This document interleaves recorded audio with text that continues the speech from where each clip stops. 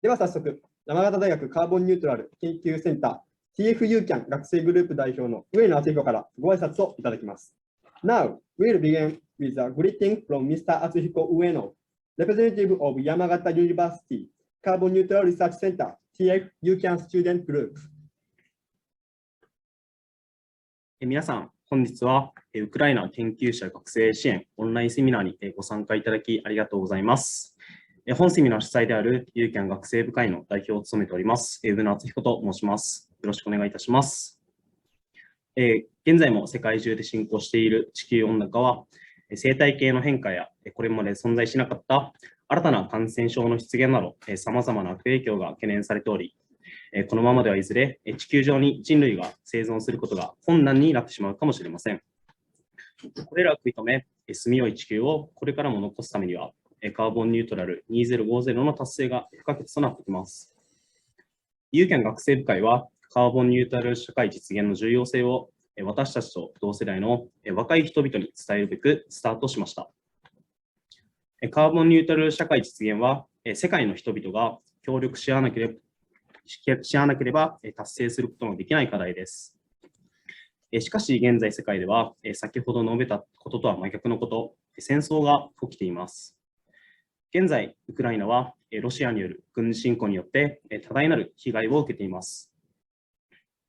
その影響で、ウクライナの研究者や学生は、自身の研究や勉学に励むことが非常に困難な状況となっています。今後の世界を作っていく同世代の学生の方々が学習の機会を逃し、世界にとって学生本人たちも悔しい気持ちでいっぱいだと思います。そしてこのようなことはあってはならないことだと思います。このセミナーは現在困難な状況下にあるウクライナの学生の方々、研究者の方々のために何かできることはないかと考え開催いたしました。今回は皆さんと一緒に困難な状況の中、講演してくださるウクライナの方々の生の声を聞き、今一度世界平和について考え、持続可能な社会を構築するために一人一人何をするべきなのか、何ができるのかを考えるきっかけ作りになればと考えております。Thank you very much for joining this online seminar today. My name is Atsuhiko Ueno, representative of TF-YUCaN, the organizer of this seminar. Global warming, which is still ongoing around the world, is feared to have various adverse effects, such as changes in ecosystems and the emergence of infectious disease that didn't exist before. And if this trend continues, it may eventually become difficult for people to survive on the Earth. TF-YUCaN was started in order to communicate the importance of a carbon neutral society to the young generation of our generation. The realization of a carbon neutral society is a task that can't be achieved without the cooperation of people around the world. However, the world is currently experiencing the opposite of what I have just described: war. Ukraine is currently suffering tremendous damage from the Russian military invasion. This has made it very difficult for Ukrainian researchers and students to pursue their research and studies. It is a great loss to the country and to the world that students of the same generation who will shape the future of the country are missing the opportunity to learn. And I am sure the students themselves are filled with frustration. And this should never happen. This seminar was organized to see if there is anything we can do to help Ukrainian students and researchers who are currently facing difficult situations. We hope that this seminar will provide an opportunity for you to listen to the real voices of Ukrainian people who are giving lectures under difficult situations, to think about world peace once again, and to consider what each of us should and can do to build a sustainable society. Thank you. Thank you very much, Mr. Atsuhiko Ueno. 続いては、山形大学カーボンニュートラル研究拠点 YUCaN 代表である吉田司教授に、本セミナーの背景及びセミナーの趣旨の説明をしていただきます。吉田司教授は、カーボンニュートラル社会への実現に向けて、日々さまざまな活動を行っている山形大学カーボンニュートラル研究拠点である YUCaN を立ち上げました。また、実際にウクライナには6回訪問されており、多くの共同研究者と友人がいます。そんな吉田司教授に世界平和を願う声をお話ししていただきます。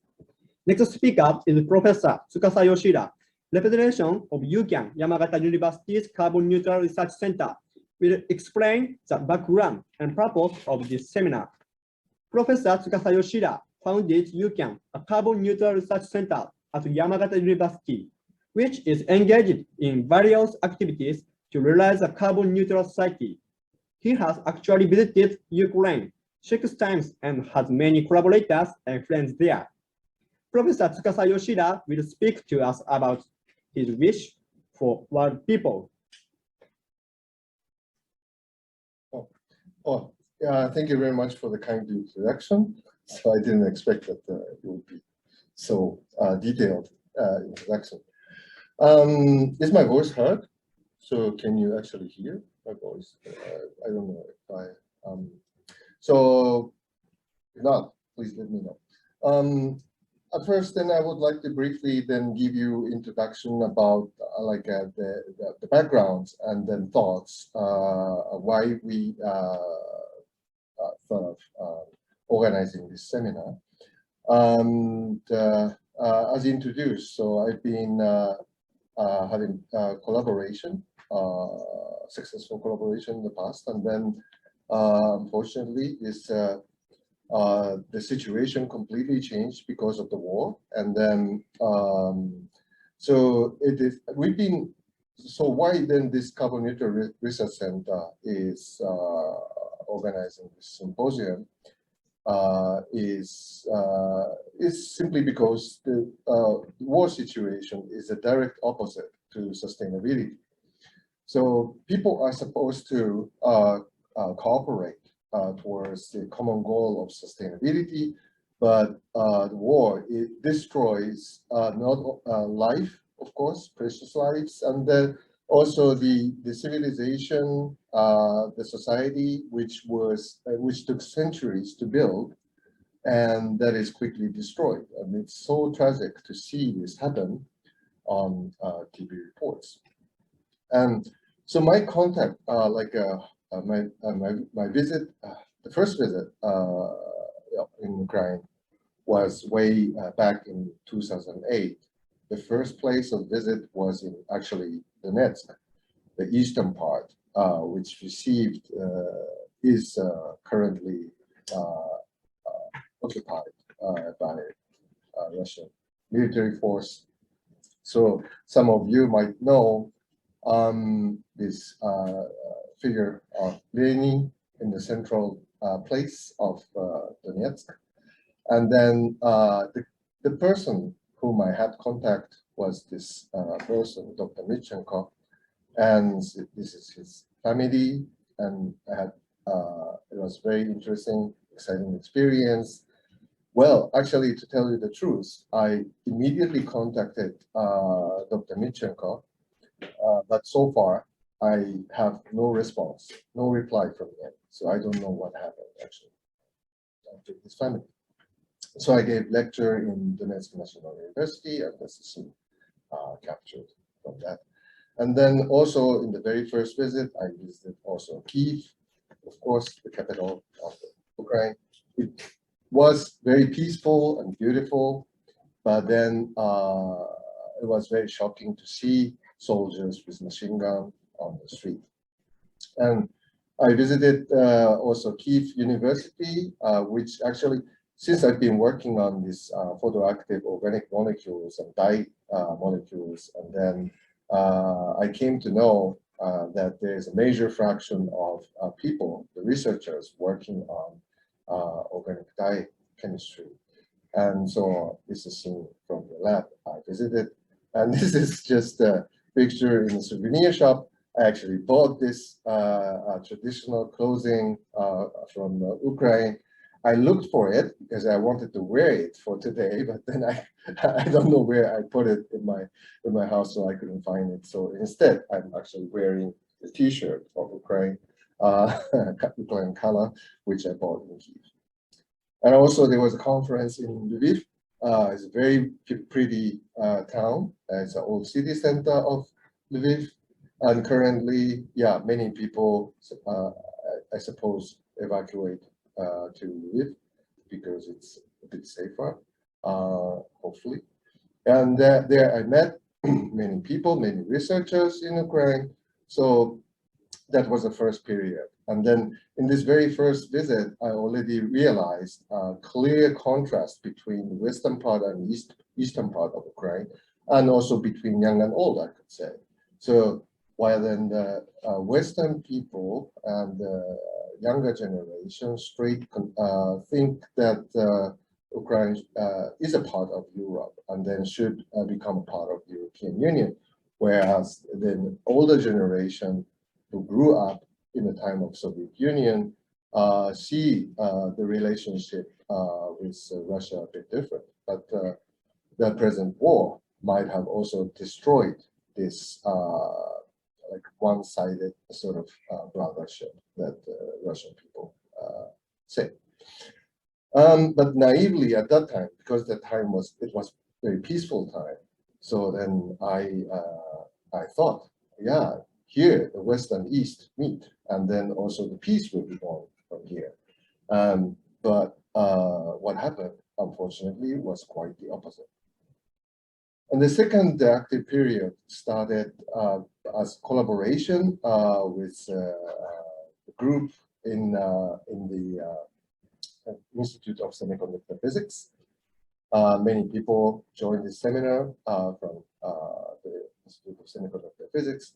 This is a picture then captured right in front of the building of Department of Physics of Kyiv University with my students. Some of them, Mr. Uda and Ms. Saito, will be also giving talks in the end of the seminar. And Dr. Doroshenko and Dr. Dmitriev will be also giving talks today. Thank you very much. And so this unfortunately became our last visit of Ukraine. So I gave a lecture, and then there are some good memories with the friends in Ukraine. And we, of course, wished to get back to Ukraine soon, but all of the situation, like the peace was destroyed, and then we don't know when we can reactivate the exchanges. But then, therefore, we wanted to do something. At least we considered what we could do for this time. And then then we came up with this the idea of this seminar. Simply, as it was already said from the organizers, we would just like to listen to your voices. No addition, no subtraction. We just need to know the truth of war, and then how people, what kind of problems and troubles people face now. And obviously, we need to give hands of help, not just by words, but then actual supports. And that part of it will be introduced by the next speaker. And then we would like you, our friends in Ukraine, to know that there are many different kinds of help being prepared in Japan. And then, so you are not being alone, definitely. And then we have to work together for our common future, for the next generation, and not to repeat this kind of tragedy in any part of the world. And then we have to join our efforts once again for the sustainable development. And especially for this young generation, students, and also academic researchers, cultural leaders of Ukraine need to stay safe and then keep the flame alive of science. And so that one day when the peace is recovered, so till the day, we would like to be always associated with you to give hands of help, and then also in the future for years to come to work together. So I'm very much looking forward to listen to your voices, and then any questions you may have. And also please spread this information. Not everyone, limited number of people, although we have many participants today. So please spread this. We will upload this video so that later on anyone can watch it and then come to know. And there are people in the area called Yamagata in Japan, in the northern part of Japan, that we are seriously preparing supports to the people of Ukraine. So thank you very much.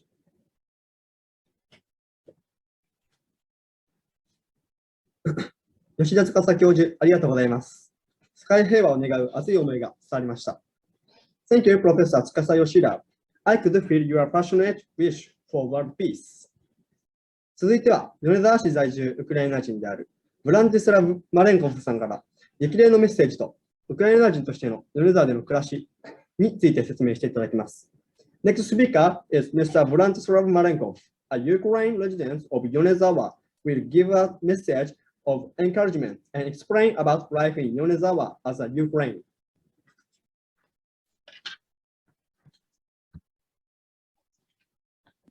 皆さん、こんにちは。Доброго ранку, everyone. Good afternoon.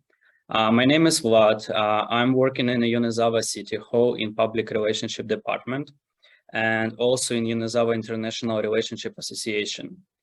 Since June 1st, I was appointed to assist Ukrainians in Yonezawa City and surrounding areas. For everyone in Ukraine, Japan is always something very far and mysterious. However, Ukrainian and Japanese share many core values, which is important to nation. I was born and grew up in the city of Zaporizhia in Ukraine, where the Cossacks originated and a big part of Ukrainian history. And I believe that the Cossacks' principles have many similarities with Bushido, which is moral code for samurai behavior and lifestyle. Both warriors were following the principles of justice, loyalty, and honor, where a good name was more valuable than the life. Furthermore, I believe that any person who once visited Japan immediately fell in love with this country. I came to Yonezawa last December and with almost zero Japanese language. At that time, I was able to read hiragana and katakana, and I knew some basic words. So I understand how in the beginning it can be stressful and overwhelming for the people, for the foreigners, to do simple things like register in the city hall, open the bank account, buy a cell phone, etc. However, in Yonezawa City, there was always someone who was willing to help me, and even if that person had very little English.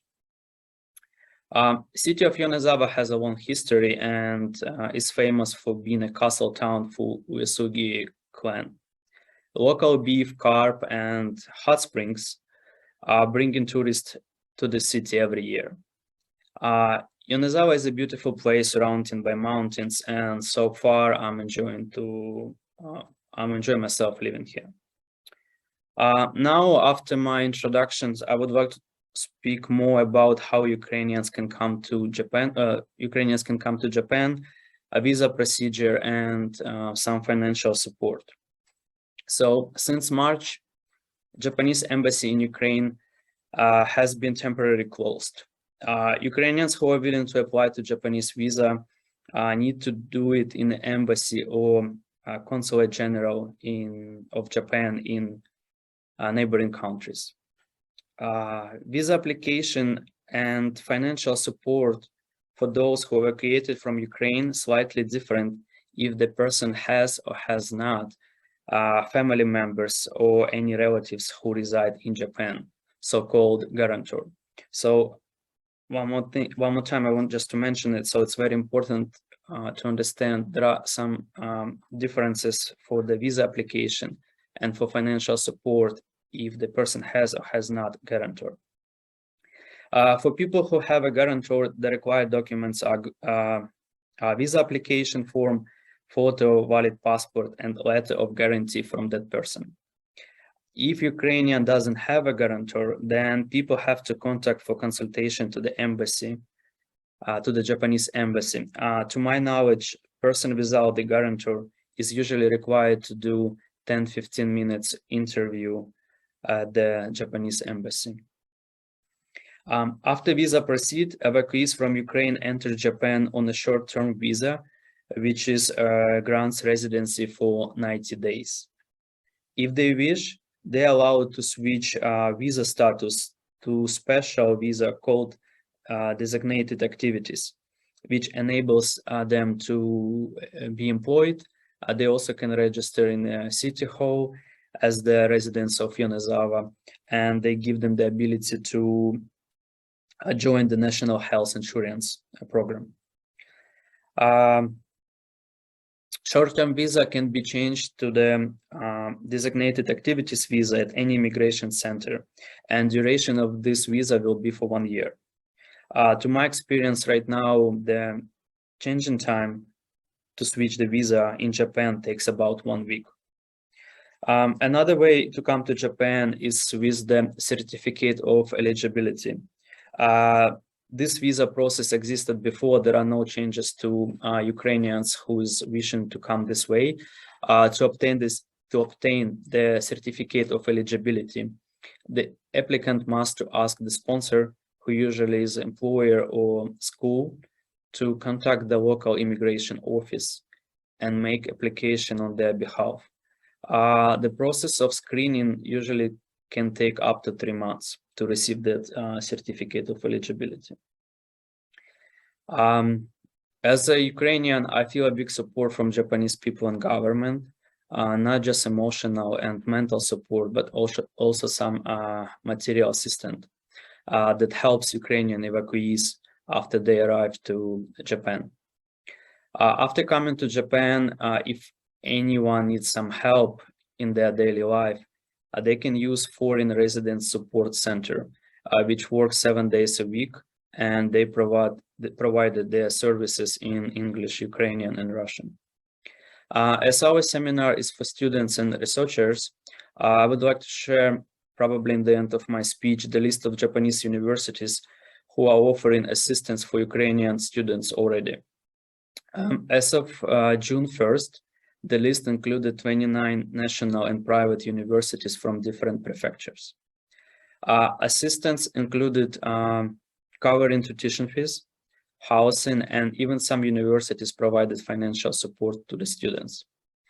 As of May 11, the Education Ministry says that 106 students and researchers from Ukraine already had arrived in Japan.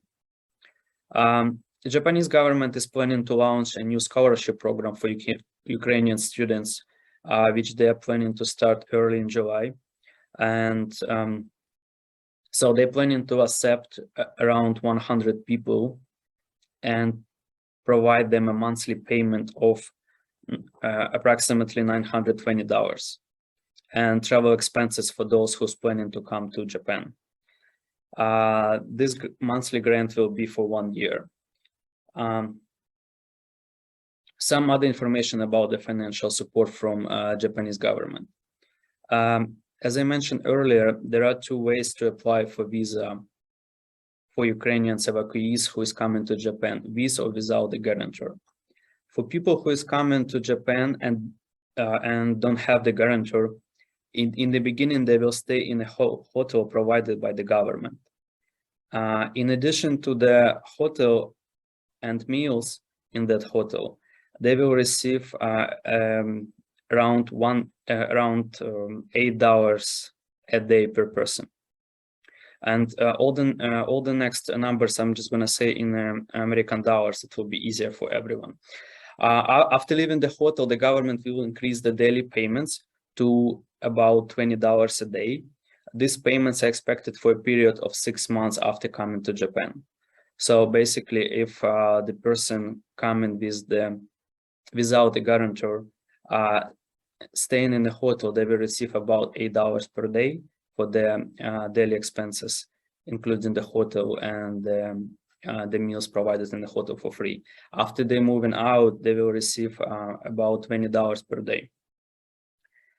People who have a guarantor are able to apply to Nippon Foundation program. Ukrainian citizens who evacuated from Ukraine because of the Russian invasion and have a guarantor in Japan are able to participate in this program.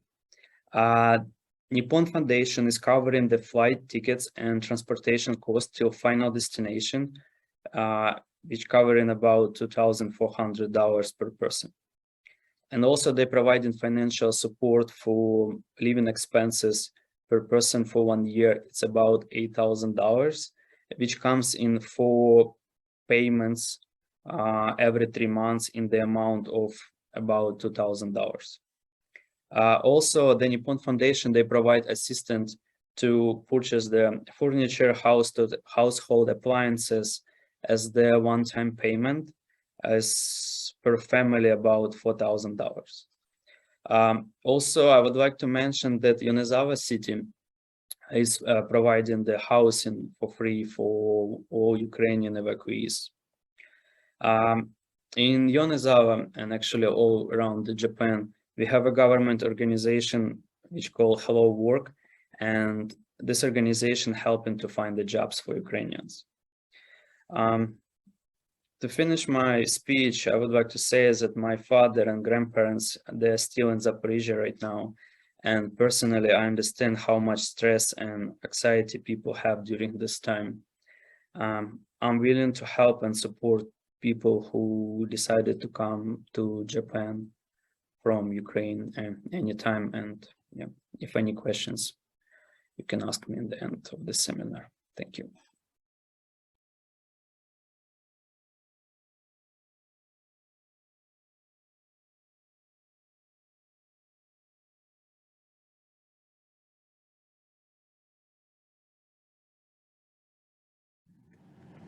Thank you very much, Mr. Vladislav Malenko. Thank you. それでは早速、講演に移らせていただきます。最初に講演1から始めさせていただきます。講演1、KPI のボランティア活動、教員、学生、同窓生のキーウ使と軍隊への強固な貢献というテーマで発表していただきます。ユーリ・クシャナロフさんは2015年から2016年の間、ウクライナ日本交流センター所長をお務めされており、2009年から2015年の間、在日ウクライナ大使館職員をお務めなさっておりました。KPI のボランティア活動は、社会的、技術的、教育的、そして環境的な活動やプロジェクトなどに取り組んできました。今回は、ウクライナでの KPI のボランティア活動について説明していただきます。We will now move on to the lecture. We will start with lecture 1 first. Lecture 1, KPI's volunteer work, the strong contribution of faculty, students, and alumni to the city of Kyiv and armed forces will be presented by Professor Yuri Kshanarov. Professor Yuri Kshanarov served as the director of Ukraine Japan Center from 2015 to 2016 and was an official of Embassy of Ukraine in Japan from 2009 to 2015. KPI's volunteer activities include social, technical, educational, and environmental activities and projects. In this presentation, he will describe KPI's volunteer activity in Ukraine. Professor Yuri Kshanarov, I would like to share your slides. Thank you very much for introduction. Now I'm trying to share my screen.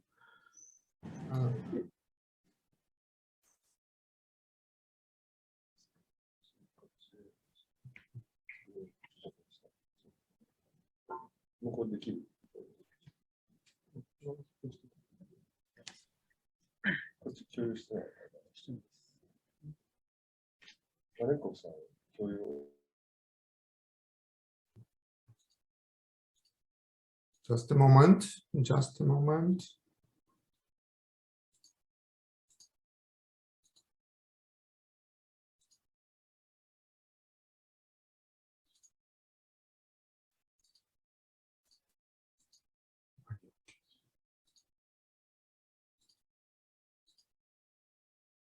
Not yet.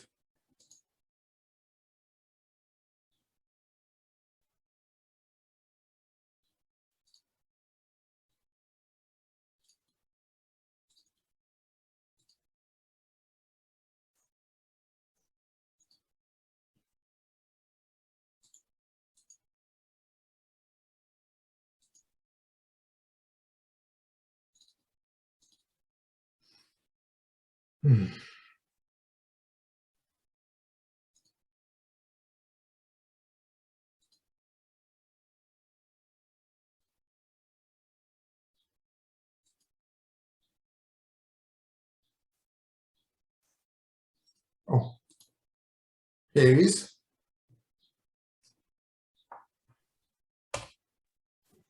Okay. Okay, that's coming. Thank you. Yeah, is this slideshow regime?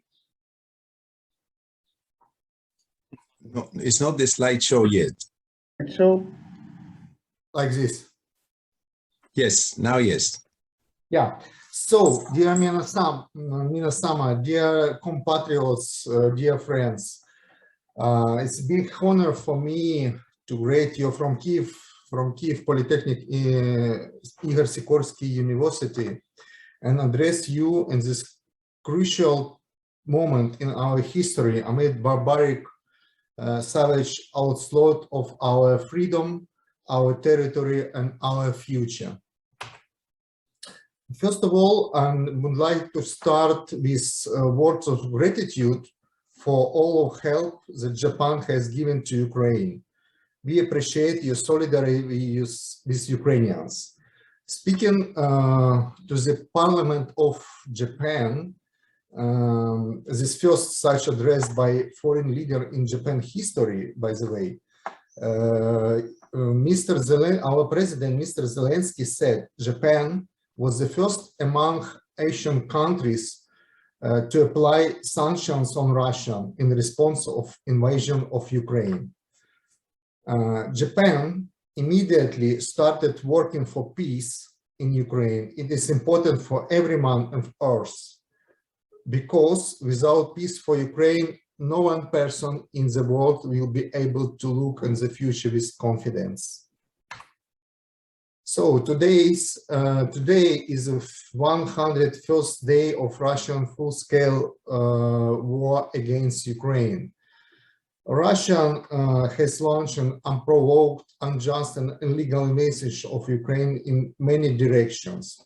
During more than 3 months, our entire society has not seen a single calm and peaceful day. Russia has turned all our days into moral danger. You can see that for today, 243 children died and more than 400 injured. Instead of final bell, there is sound of sirens. More than 1,800 educational institutions across Ukraine have been hit by occupants. So more than 600 children have fallen victim to Russian invasions, but this is just official figures. It's not final. The most developed city on our show, Mariupol, is completely destroyed. Do you see my video? Let's watch. Yes, we can see it. Undamaged buildings, none, imagine. 500,000 city has been under siege of Russian arms since early March. They didn't allow water, food, medicine, electricity. I was born in Mariupol 1971, but I moved to Kiev, and for today, Mariupol completely damaged. My mother-in-law passed away in Mariupol without food and water. It's reality 2002 in the center of Europe.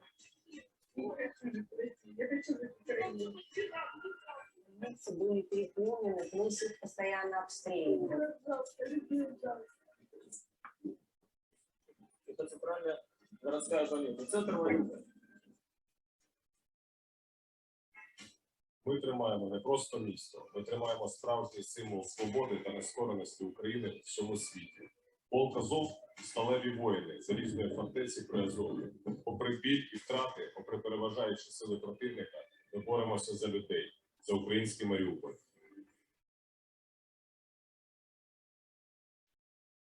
So, in 2011, the Russian invaders began to destroy Aleppo in Syria. On March 26, 2022, Zelensky said that situation in Mariupol is comparable to the disaster in Syria, Aleppo. Looking at these photos, it's hard not to agree.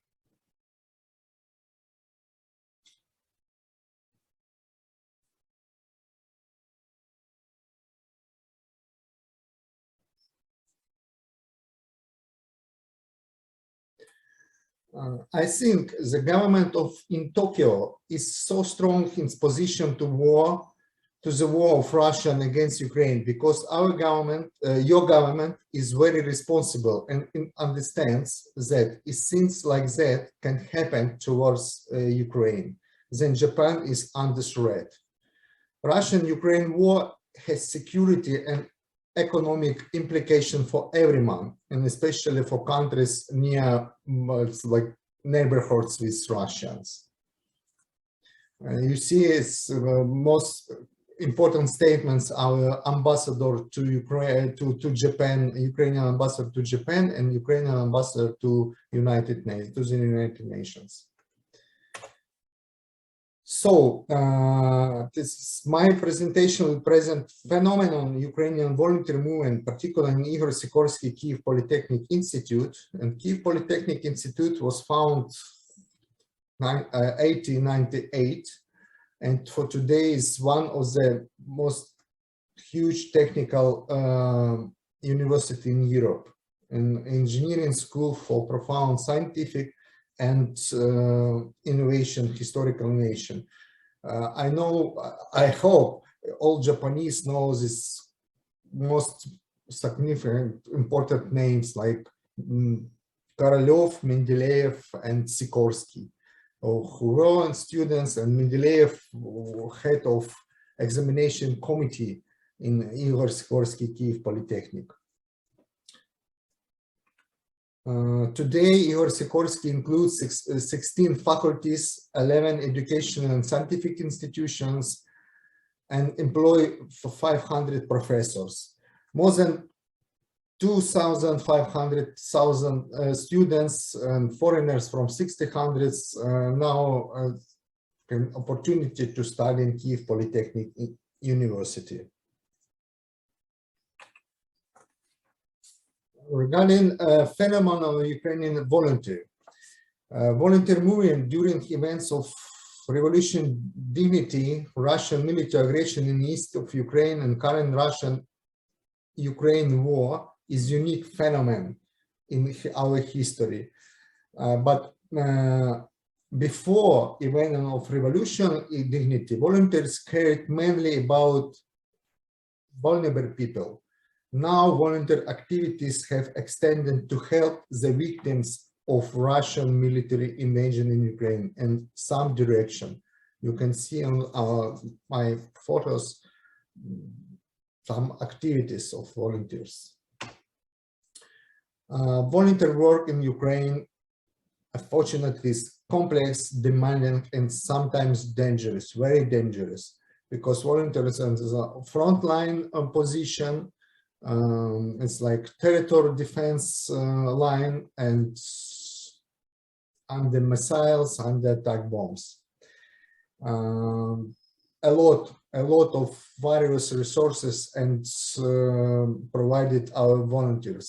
You can see in medical, physiological assistance, food treatments, and especially evacuation from frontline and search of missing people. So regarding KPI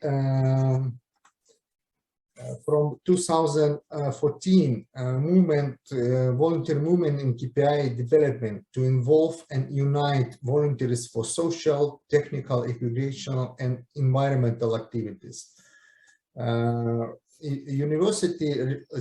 Other universities in Ukraine resumed distance learning from April 4 in a more flexible mode. But as conducting surveys among researchers, teaching staff and students, KPI determined that sizable number of students and researchers are unable to secure a safe place to study or conduct research due to armed invasion of Ukraine by Russians. But immediately from first day of invasion, KPI established a rector office, university coordination headquarters for emergency response. It concentrates efforts for ensuring life and security in university for students, for professors, for neighbors, because KPI has a huge campus in the center, almost center of city. And main goal of this rector office, university headquarters, to mobilize teachers, students, and alumni to direct them to most needed course and organization. Also, a KPI support fund, monetary fund was established, and KPI students and staff did not stop doing everything possible to protect university campus. Kyiv Polytechnic have become a temporary shelter, not only for students, teachers, and family, but also for residents of surrounding neighborhoods. You can see it's our students, our families to protect themselves in our dormitories, in our shelters. Fundamental and invaluable is selfless counter volunteer movement, because KPI unites students, teachers, and alumni, and provide a lot of activities to help our army to city to survive. And it's like so clothes, cook meals, wave comfortables, and so even to examine special weapon for students. And so some examples, unique examples like engineering, to provide Department of Electromechanics, our most advanced faculty of electrical power engineering. They repair special equipment.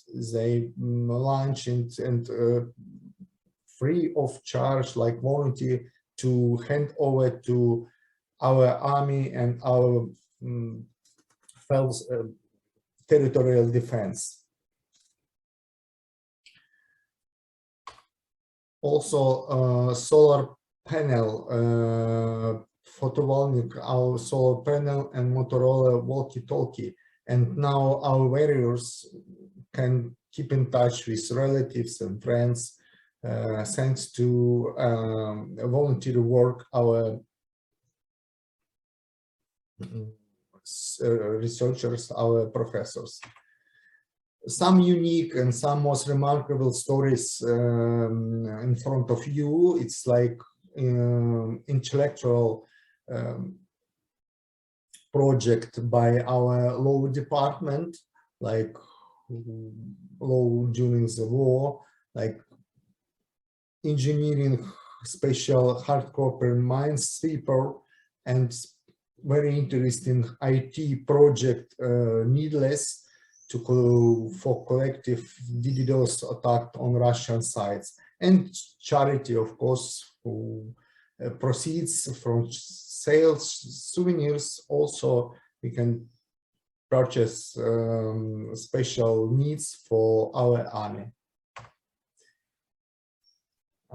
In KPI sets on special pets building crates for food and veterinary care. Students volunteer support initiative to save animals from liberated towns. You know, Irpin and Bucha for our eye, and they, by the way, this is our rector to observe how it's organized. And most difficult, our psychological rehabilitation of animals, it's psychological. After all, most of them lost their owners and injured. Also, very important project in our university. So we have Ukraine-Japan Center established by Japan Foundation and Japan JICA, in 2003, incorporated in Kyiv Polytechnic University. And now its main activities holding language and culture courses, fostering academic cooperation and organizing cultural events. After the invasion of Russians, they organized volunteer translator to work on creating Japanese subtitles on news on and about around Ukraine. Also, staff of Ukraine-Japan Center tried to be like bridge between Japanese university and Ukrainians who would like to escape, who would like to continue study in Japanese university. So very unique and interesting, like not project, like community, volunteer community, Soloma Kitty. Soloma Kitty, it's like the happy kitty in Japan, but second day of war, and Kyiv citizen gathered social hub, Solomonskaya district. We have KPI is situated, Kyiv Polytechnic is situated Soloma district, and a large part of former and current KPI students gathered together to create and to establish community, volunteer community, Soloma Kitty. It's a real name, Soloma, because it's a straw district of Ukraine, part of Kyiv area, like Megoreku or Minatoku. And you can see mission, vision, and main aim of this volunteer movement. This is JIC last focusing areas: tactical medicine and humanitarian demanding, because a huge territory of Ukraine before occupied Russians, like Kyiv area, Kyiv district area, mining by Russians, and they provide special training, special equipment and devices for demining and tactical medicine. There are some stunning photos about activity of Soloma Kitty students and Soloma Kitty volunteers, right? Tactical medicine and volunteer territorial defense. So it's volunteer movements, it's needed more than ever, because war is continue and no one more know it's finished when. But first of all, volunteer movement in KPI is about support many KPI students and researchers who are unable to continue their education. And we call on to stand with Ukraine, stand with KPI, and Ukrainian military Soloma Kitty transferred to Happy Kitty, Japanese Happy Kitty, Hello Kitty, and Peaceful. And our priority to work every day to make the war shorter. Ukrainians' capacity to deter Russians depends not only Ukrainians and their heroism, but on united Western and Japanese country too. So in Igor Sikorsky Kyiv Polytechnic Institute is grateful to the Japanese side for solidarity with Ukraine and calls for support. And our activity to we believe we win Russia. Thank you so much for your attentions. And welcome and peaceful you to Ukraine.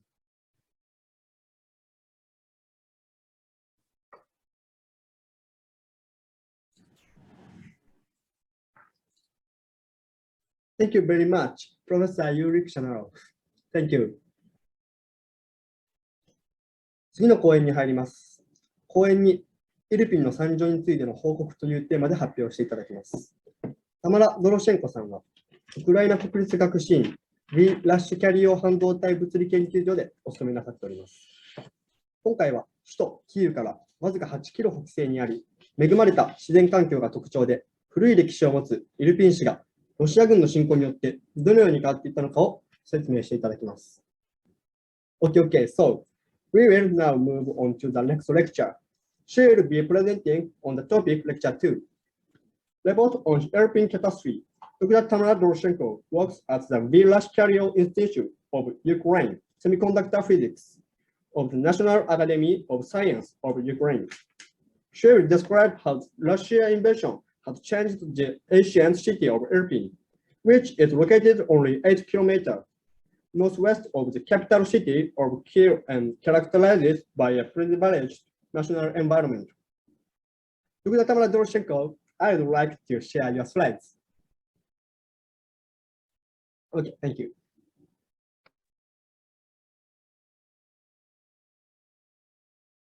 Good day.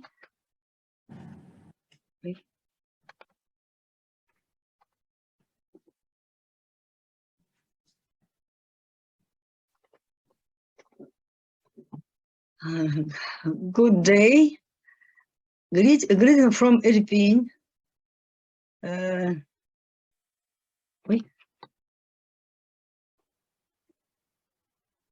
There is a main square of Irpin, pedestrian zones, and this is the consequences of the liberation of our people by the Russian brothers. 24 February at 4 o'clock, all people of Ukraine woke up with terrible messages. Our neighboring brothers' country has begun a special operation to liberate Ukrainians from peaceful life and dropped bombs on many cities Ukraine simultaneously. On photo, we see the results of the bombing. The main task of Russian was to capture Kyiv, remove the current government and president, and take control of the entire country.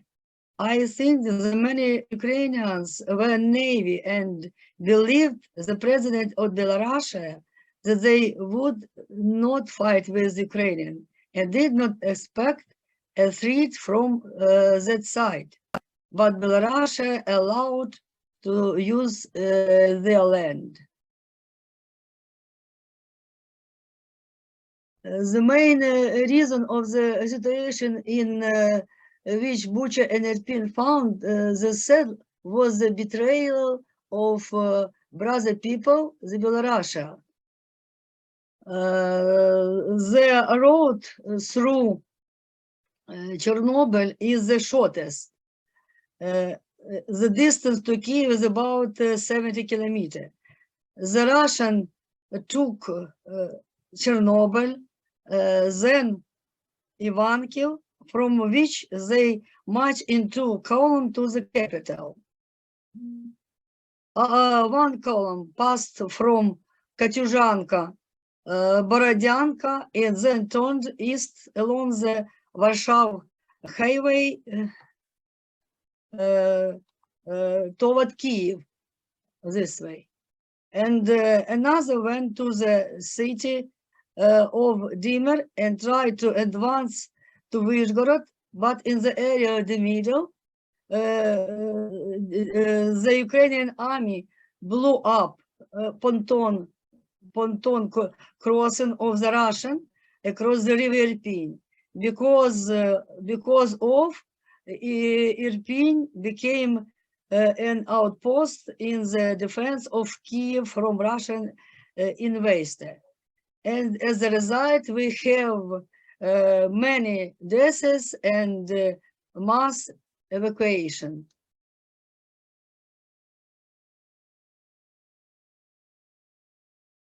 Irpin was one of the most suffered cities near the Kiev from Russian shelling on the housing sector and civilian infrastructure. For months of violent fighting, about 70% of the city was damaged. Near 9,000 objects is superficially damaged. Near 3,000 objects were partially destroyed, and near 900 objects were completely destroyed. According to local authorities, up to 300 civilians were killed by a Russian terrorist group during the occupation. After intense fighting on March 28, the armed forces liberated Irpin. March 24, 2022, by the decree of the President of Ukraine to commemorate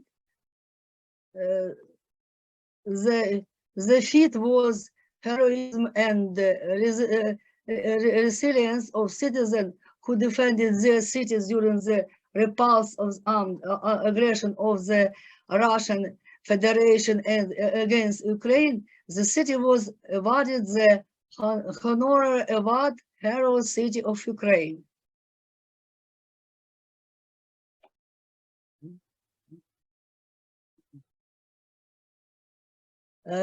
Territorial defense and the army defended Irpin and did not allow the Russian army to pass to Kiev because our lands have a heroic history associated with the Cossacks. And we see some shots from Irpin's past. You can see the results of Russian liberation of our city in the following photos before and under invasion.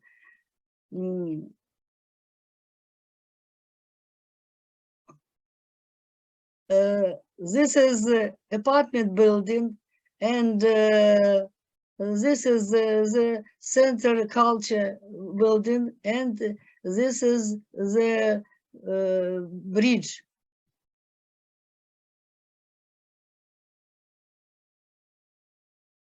This is State Fiscal Service University of Ukraine before and under. And here are some more examples of the destroyed civil building in the city.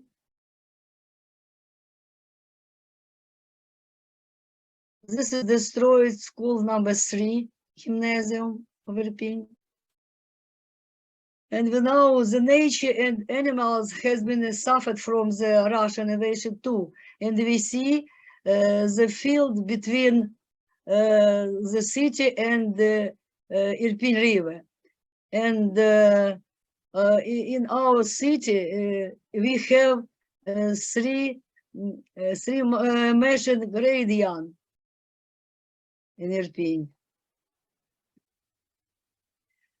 And now you can see the Russian invasion of my house and house of my neighbors in the following photos.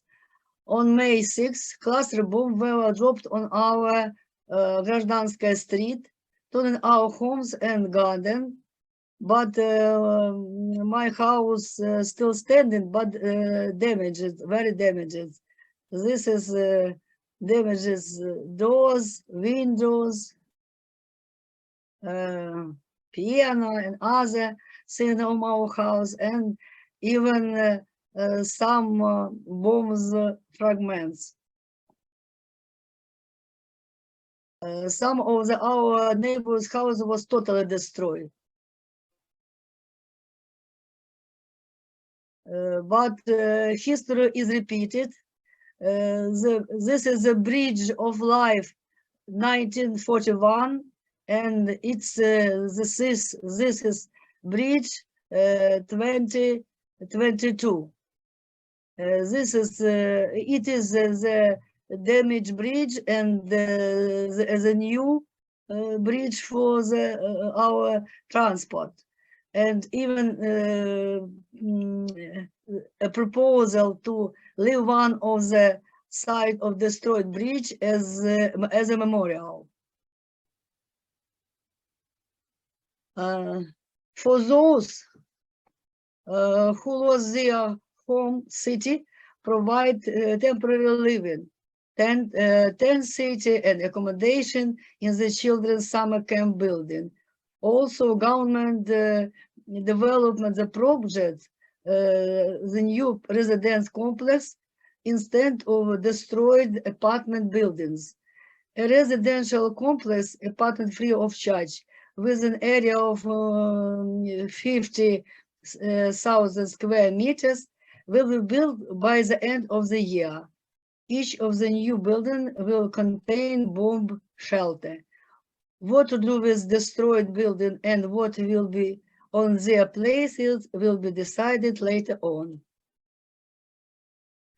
And some additional information. Ukrainian created website where you can see results of the war in the European and some other cities. Eurovision winners Kalosh Orchestra filmed video on song Stefania in the European, and also part of the video on Eds Shis and Antitela song Two Ways, filmed in Central House of Culture in Irpin. Glory to Ukraine, glory to the hero. Ukraine is over everything. Thank you very much. That's all.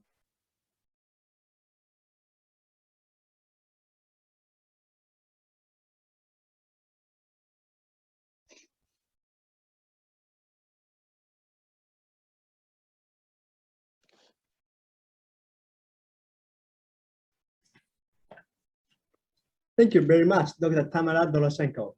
Thank you.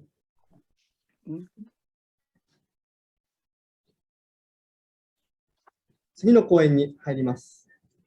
講演4、戦時下でのロシアとの学術交流、制約か継続かというタイトルで発表していただきます。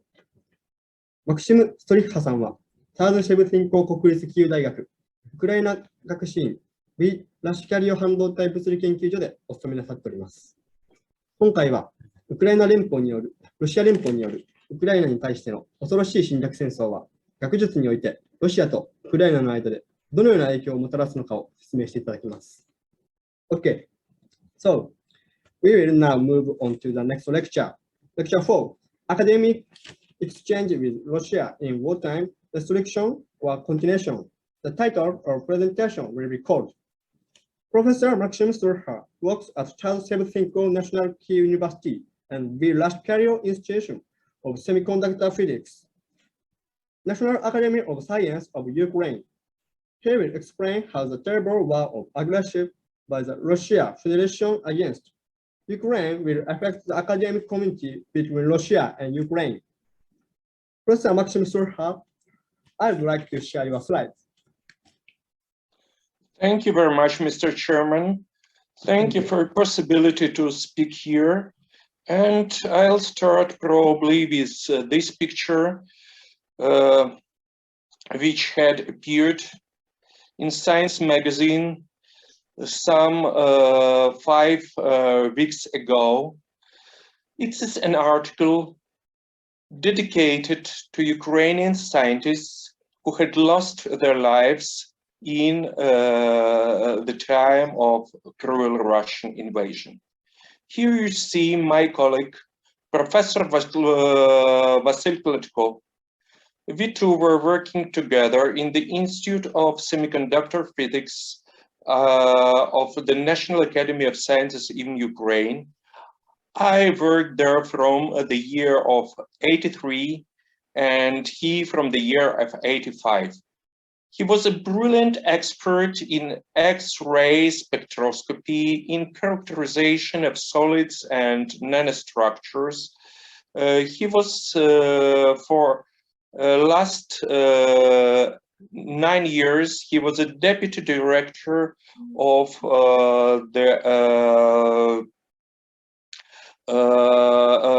the Institute of Semiconductor Physics, responsible for R&D activities of the Institute. 5 years ago, he was elected as a corresponding member of the National Academy of Sciences of Ukraine. Unfortunately, Professor Vasyl Kletko became one of the victims of this invasion. He was killed in the city of Vorzel, which is very close to Bucha and to Irpin. In fact, Vorzel, Bucha and Irpin is one suburb area westward to Kiev. So you have now an idea what happened to Irpin. Just the same happened in Bucha and in Vorzel. Professor Kletko had a dacha there, and he tried to bring his family back to Kiev. And unfortunately, he missed this chance and he was killed in cold blood by one of the Russian soldiers, just for unknown reason, on March 13 this year. After Bucha and Vorzel were liberated, his body was cremated in Kiev and I believe buried in the central cemetery of Kiev. So that's one of the sad stories of our academic losses. Because not only Ukrainian houses, schools suffered, but Ukrainian science had suffered very strongly. Probably you know that one of the most heavy battles occurred and still occur near the East Ukrainian city Kharkiv, which is in fact second, maybe a first scientific capital of Ukraine. And for you to have an understanding what's going on, I'll tell that, for example, 5 out of 7 blocks of the Institute of Radio Physics of the National Academy of Sciences of Ukraine are destroyed completely. The unique collection of the genetic materials of different seeds, which was unique not for Ukraine only, but for the whole world, was burned completely, and that's a tremendous loss for the world science, not only for Ukrainian one. So I can now make this list longer and longer. But my statement is that really Ukrainian science had suffered tremendous losses, human losses, as you can see from this photo of Professor Vasyl Kletko, who was 65 only, and that's his photo together with his granddaughter in the last autumn of his life in the same city of very calm and very pleasant city of Warsaw, and together with many institutions. Therefore, I'll go to the second part of my presentation. And now I'd like to share my document which had appeared in Science magazine 4 weeks ago. We insist on restrictions against all government-supported academic and educational institutions in Russia. This letter was signed by the most prominent Ukrainian scientists, starting from the president of Ukrainian Physical Society, Anisimov, and up to the president of the National Academy of Sciences, Anatoly Zagorodny.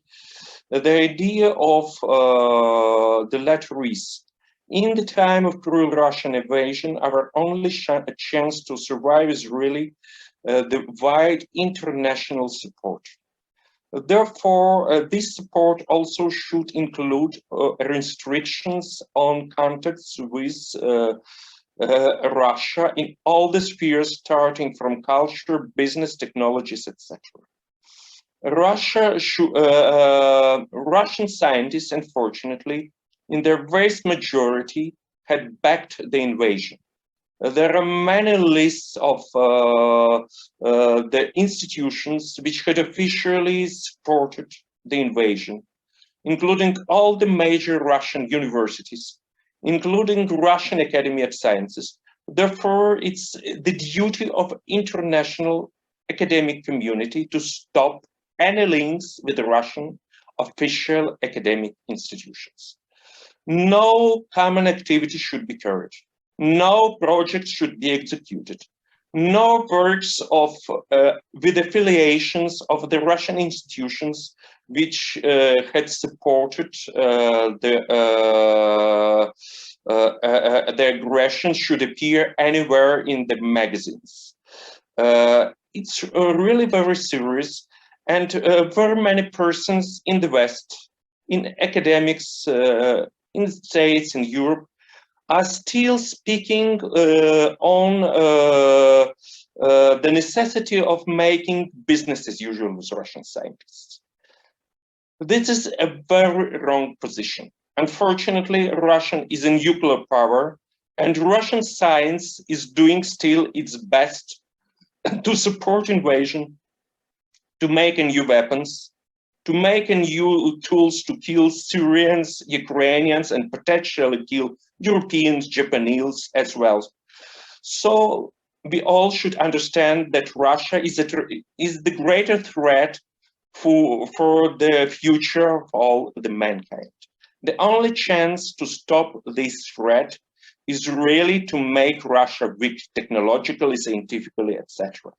Therefore, Russian scientists should pay their price for the support of Putin's invasion, for their activities in creating of this really another Northern Korea, but with much greater possibilities. Therefore, please, we ask Japanese colleagues, remember this. Remember that we are dying now not for Ukraine only, but also for democracy and for the future of the free world. And therefore, please help us to stop Russian invasion, and therefore, please restrict all the links with Russia. Russia should pay its price. Russia should become big technologically, and only this probably will make Russia not so dangerous for Ukraine, for Japan, for Europe, for all the nations. We believe that only these probably make the matters in Russia to change. And the last words of our letter in Science magazine was that we are confident that scientific cooperation would flourish again once the evil is defeated and new generations of Sakharovs and Nemtsov would lead the Russian nation. Thank you for your solidarity. Thank you for your cooperation. Thank you for your assistance to Ukrainian refugees. Although you should understand that the future of the world is now decided not by helping the refugees, but by helping Ukrainians in Ukraine to hold on and to defeat Russian invasion. Thank you once more.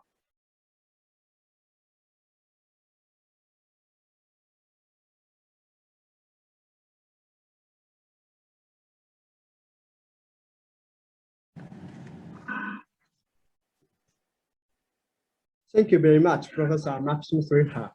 Thank you. 次の講演に入ります。講演後、キーウ大学と学生たちの暮らしに関する緊急報告というテーマで発表していただきます。基盤教育長であるアナスターシャ・ムキチャクさんと学生であるアンナ・コースナーさんのお二人にお話をいただきます。アナスターシャ・ムキチャクさんには、ロシア軍の侵攻がウクライナの供給機関にどのような影響を与えるのかを説明していただきます。アンナ・コースナーさんには、ロシア軍の侵攻が起こって以来、ターズ・シェブティンコ国立キーウ大学の学生たちが直面している状況についてお話ししていただきたいと思います。Okay, so we will now move on to the next lecture, presenting on the topic of Lecture 5, an urgent report on the life of Kyiv University and its students. We will have two speakers, Ms. Anastasia Mukhchak, Director of Basic Education, and Ms. Anna Konsa, a student. Anastasia Mukhchak will explain how the Russian military invasion will affect educational institutions in Ukraine. Ms. Anna Konsa will talk about the situation faced by students at Shevchenko National University since the Russian invasion took place. Ms. Anastasia Mukhchak and Ms. Anna Konsa, please share your slides. Yeah, thank you.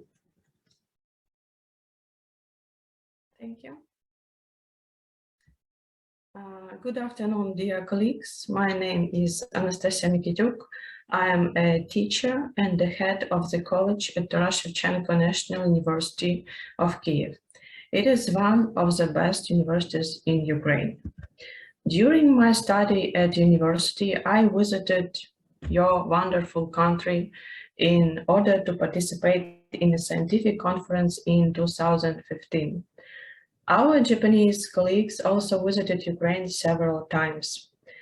A few photos from these events are shown on the slide.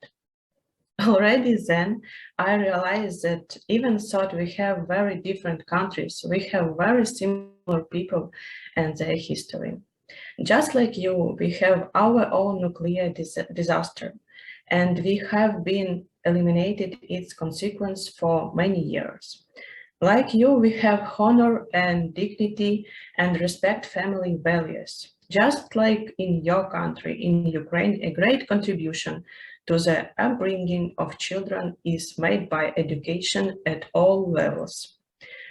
Kindergarten, school, university. And this is what I would like to talk about today in more details. On February 24, a war began in our country due to the Russian invasion. The education system, like the whole country, did not expect this. But in a short time, during the first week of the war, everyone got involved in the work as much as possible. Questionnaires were developed for the students and teachers about their vocation, their ability to work, the internet connection, and the need for the psychological assistance. When we have a clear statistic on students and staff members, the classes schedule was formed and learning process was resumed remotely. Since we had a good experience of remote education over the past 2 years during the COVID-19 pandemic, we just resumed it. After a month spent of organization of education process, we had to make up for missed classes in order to generally complete the curriculum and complete the school year on time. I would like to note that during this difficult period, the administration of the university and each department remained at their workplaces and protect the property and buildings. In this slide shows picture of our university main building now. Many students at that time were unable to study because they were protecting their homes, volunteering, moving, or lacking a stable internet connection. Therefore, a contact was established with everyone, and individual tasks were assigned for academic disciplines. The war has been going in our country from 100 days already, and it's clear that all possible fundings are directed to the army, so the payments to teachers had decreased and the number of positions has reduced. Moreover, if the enrollment of students in the new academic year is low, in Ukraine is in September, this will entail an addition reduced for teaching position. Teachers who are now abroad do not have the opportunity to return. They are mostly women with children. Therefore, they apply for refugee status and continue to work remotely. On the other hand, for the men, it is forbidden to leave the country. So all male teachers remain in Ukraine. They were registered with the military and informed with the military and informed their possible mobilization into the armed force of Ukraine. Some professors are already in the military service now. For example, this is Vadim Prokopets and Serhiy Yanchuk, professor of the faculty who joined the territory defenses from our department. Also, founding all local and international scientific projects was stopped. All funds were directed to the army. For example, the National Research Foundation of Ukraine stopped the fundings of all their scientific projects. Fortunately, we still have our university, but there are many education institutions like kindergarten, school, universities, totally about 1900 education institutions that the Russian army destroyed. About 200 of them cannot be even rebuilt.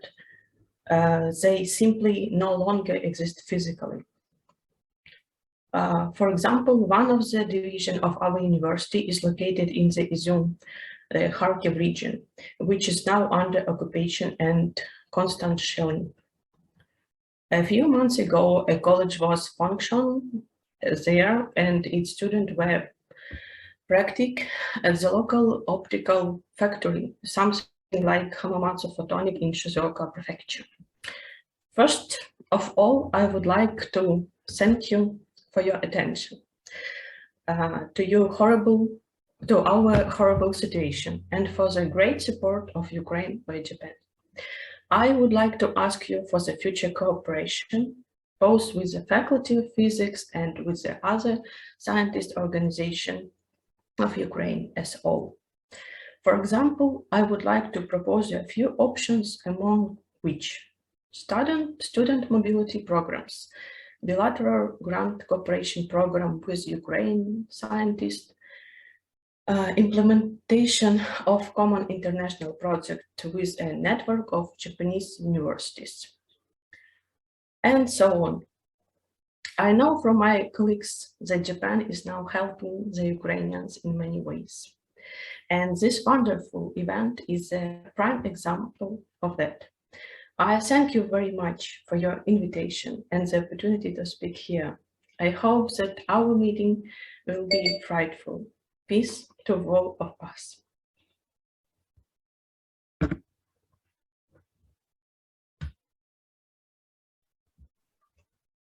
Okay, it's my turn. Thank you, Ms. Anastasia.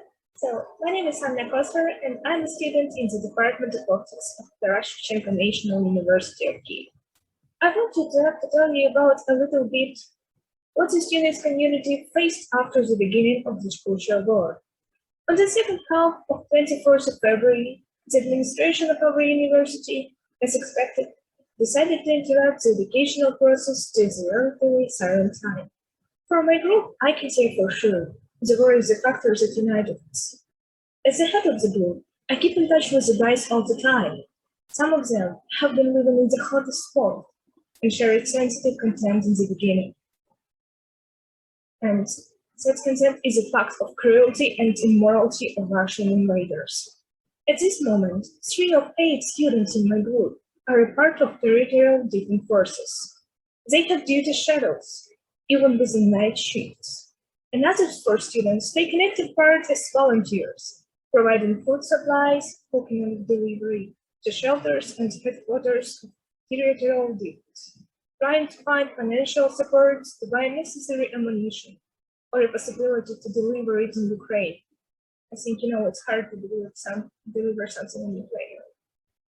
I know it's not right to talk about this, but all the members of my group performed a DDoS attacks on the propagandistic media of aggressor. It's a part of their reality. The other 2 students are temporarily displaced. They don't have their homes, nothing. On one of the last days of March, the DN's office surveyed the availability of students, and on the 1st of April, our university restored educational process remotely. As you can conclude from all that I have said before, my group is far away from fully concentrating on studying. Hopefully, most of the lecturers offer the possibility to choose the most convenient time at which the majority of the students can attend lectures. It was really hard to organize it properly. Now it's working, but with some perturbations.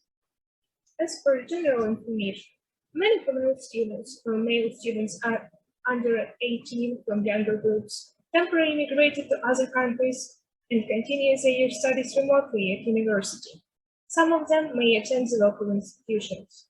Those students who are staying in Ukraine have to interrupt the remote class and move to the bomb shelters when the air raid are sound in their city or village. So the educational process changed a lot, and no one was prepared for that. We forgot about COVID, and war became the main problem. All Ukrainians, including students, do their best to stop Russia, but we need to do more to be more adaptive than we have ever been before, to continue studying or working under new circumstances. We are thankful for friendly countries who help us to assist, and those who help many Ukrainian civilians to find a secure place for living, studying and working, until the Ukrainian defense will make our land free from aggressors. Thank you for your attention.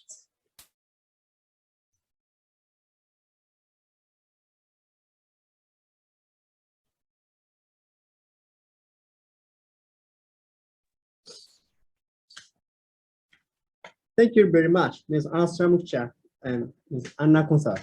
Thank you. それでは司会を変わらせていただきます。次の司会は上野敦彦が務めます。ありがとうございました。I will now change the moderator. Atsuhiko Ueno will be the next moderator. Thank you very much. Goodbye.